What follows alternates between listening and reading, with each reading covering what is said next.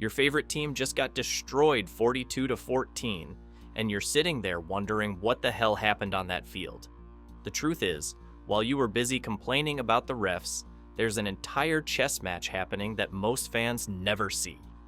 What I'm about to reveal will completely change how you watch football forever. Everything you think you know about offensive football is wrong. Let's first talk about West Coast offense. Back in the 1980s, a guy named Bill Walsh looked at the game and said, "Screw tradition." He created something called the West Coast offense that flipped football on its head. The revolutionary idea is that the passing game opens up the run game, which is the complete opposite of the traditional approach. Walsh's theory was simple but genius. Quick short passes tire out linebackers because it forces them to cover more ground, which then creates an advantage when it comes to running the ball. Here's where it gets interesting. Walsh didn't need elite arm strength or blazing speed from his quarterbacks. Joe Montana wasn't throwing rockets downfield. He was executing surgical precision with timing routes that defenses couldn't stop. Let me break down something called Ace Twins, right 62 slant flat. And no, this isn't some secret code from the Pentagon. Ace refers to the personnel package. That's football speak for which positions are on the field. Personnel packages are described using two-digit codes, where the first digit represents running backs, and the second is tight ends. So 11 personnel means 1 running back, 1 tight end, and 3 wide receivers by default. Twins right refers to 2 receivers lined up on the right side, which tells the quarterback where his primary read is going to be. The 60-second part is where things get tactical. 6 players are blocking, your 5 offensive linemen plus the running back. The 2 is a balanced protection where the line blocks 4 down linemen and the middle linebacker. Want to know something that'll shock you? 63 means the line shifts left and the running back blocks right side pressure, while 64 is the exact opposite. Slant flat is the route combination that attacks cover 3 defense, where cornerbacks play deep thirds and a safety covers the middle third. Here's the mathematical beauty. You've got 2 receivers attacking 1 defender in the flat zone. If he commits to the slant route, the quarterback throws to the flat. If he covers the flat, the slant is wide open. It's a no-win situation for the defense, and that's exactly what Walsh intended. The backside receivers don't have specific assignment names in the play call, so they're coached to know their default routes, maybe a go fade and a hitch route. However, this can be overwritten by tags like XDig, which instructs the outside receiver to run a crossing route that attacks cover 2 instead. Players are coached to know that based on personnel and formation, which specific receivers should be running each concept. But the offense doesn't know if the defense is playing cover 3 or cover 2, which has 2 deep safeties and cornerbacks in flat zones. That's where quarterback intelligence becomes crucial. The quarterback reads the safeties at the snap. 2 safeties deep means cover 2. 1 safety deep means cover 3. If it's cover 2, he looks for crossing routes across the deep middle instead of the slant-flat combination. Quarterbacks who succeed in the West Coast need 3-step drops, pinpoint accuracy, and timing to throw receivers open before they make their breaks. This isn't about arm strength, it's about processing speed and surgical precision. Yards after catch receivers like Deebo Samuel or Julian Edelman are perfect for this system. Guys who can make the first defender miss and turn a 5-yard slant into a 15-yard gain. Running backs and tight ends become crucial because so many concepts flow through them. They're not just safety valves, they're primary weapons in the short passing game. Spacing creates organized chaos where 2 outside receivers run short hitches while the slot receiver runs a flat route. The result? Defenders literally run into each other trying to cover horizontally moving targets. Smash concepts combine hitch and corner routes to create impossible decisions for safeties and cornerbacks against cover 2. The timing has to be perfect, but when executed correctly, someone is always open. Subscribe to stay ahead of the game, because once you understand these concepts, you'll never watch football the same way again. Just when you thought you understood offensive football, along came Don Coryell in the late 60s and early 80s with something completely different. Air Coryell was created with the San Diego Chargers, and Coryell believed that attacking deep every play would eventually break defenses. His quarterback, Dan Fouts, threw for over 4,700 yards multiple seasons, which was absolutely revolutionary 45 years ago. Most plays were designed to attack deep, forcing safeties to play back and opening up intermediate routes underneath.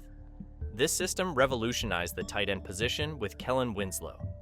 The first time an athletic tight end was used more as a receiver than for blocking, creating mismatches against linebackers that nobody had seen before.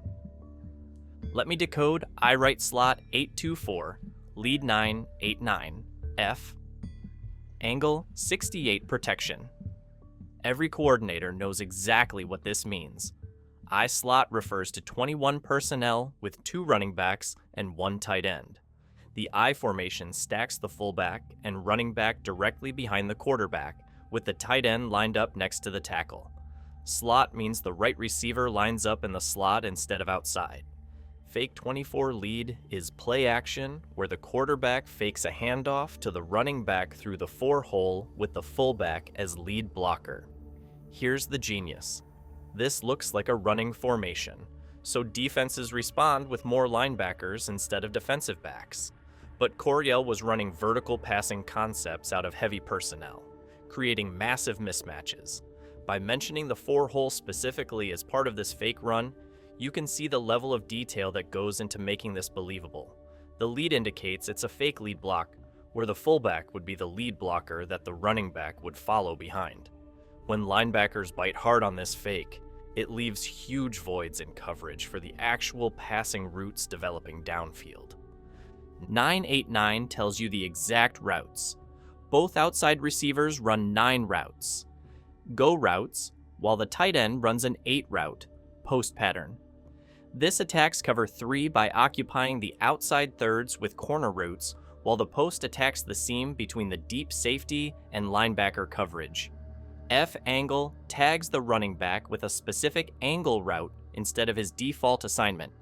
68 protection means 6 players blocking with the fullback handling the strong side edge rusher.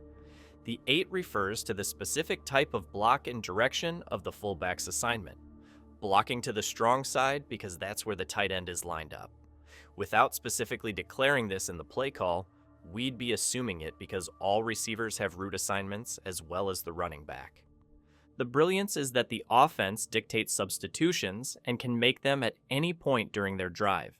When the offense makes a substitution, the defense gets 7 to 10 seconds to counter with their own. But if the offense feels they have a personnel advantage based on current players, they won't substitute. The defense can still make changes, but they have to do it quickly because the offense doesn't have to wait and can snap the ball for a penalty. Mills is designed to beat cover 3 with the Z receiver running a go route to occupy the deep corner, the X receiver running a post across the middle to get the safety's attention, and the tight end running a dig route underneath. In theory, if the cornerback is playing the deep third and the safety is playing up, there's a possibility the receiver will be open in the deep middle behind linebackers. We're exploiting the deep safety having to choose between the deep post and the dig route underneath. This play call might look like I right slot 869 with receivers running an 8, 6, and 9. Y pop adds deception where the tight end shows pass protection initially, then releases into a seam route. That split-second hesitation often brings safeties down into run support, leaving the tight end running free behind them. It's also effective against typical cover 3, where the seam zone between 2 deep safeties is often a weak point. I right 96. Z drag showcases the levels concept with the tight end running a dig at 8 to 12 yard depth, while the Z receiver runs a drag closer to the line. It's similar to West Coast shallow cross concepts, but with different depths. The purpose is forcing linebackers to choose which level to defend, creating natural picks and open receivers. The corner post concept isn't even on the traditional route tree. It's a double breaking route that starts vertical, breaks to the corner, then comes back to the post. Against man coverage or deep zones, This creates separation through deception rather than speed. If the cornerback is in coverage against this receiver, the double break has the possibility of shaking that coverage completely.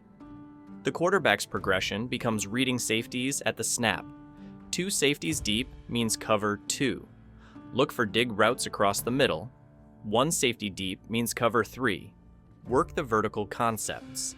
It sounds simple, but processing this while 300-pound linemen are trying to decapitate you requires a different kind of intelligence. Both systems laid the foundation for modern NFL offenses. The concepts have evolved, but core principles remain unchanged. Use formation and personnel to create favorable matchups, then execute route combinations that put defenses in impossible situations. The real genius isn't in any single play call.